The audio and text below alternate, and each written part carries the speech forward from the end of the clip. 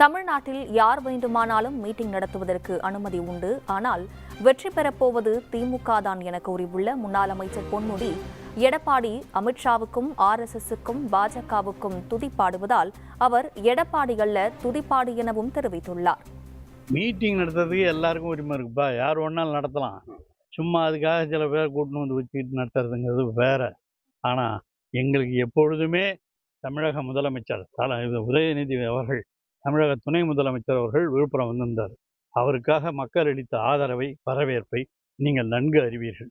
அந்த வரவேற்பெல்லாம் இருக்கு, இளைஞர்களிடையும் நிறைய இருக்கு. ஆகவே இது யார் எதிர்த்தாலும், யாராக இருந்தாலும் நிச்சயமாக அது என்றும் வெற்றி பெறாது என்பதை நாம் உணர்ந்திருக்கிறோம். எடப்பாடியை பற்றி உங்களுக்கு தெரியாது தெரியல, தமிழகத்து மக்கள் நன்கு அறிவார்கள். அவர் எடப்பாடி அல்ல துதிபாடி. துதிபாடி கொண்டிருக்கிறார். யாருக்கு? அமித்ஷாவுக்கும். இன்று பிஜேபி RSS அவர்களுக்கு துதிபாடி கொண்டிருக்கிறவர் தான் தவிர அவர் எடப்பாடி அல்ல துதிபாடி என்பதை இன்று நிரூபித்துக் கொண்டிருக்கிறார். அந்த துதிபாடியை மக்கள் நன்கு அறிந்து அவர்களுக்கு பதிலடி கொடுக்கும்.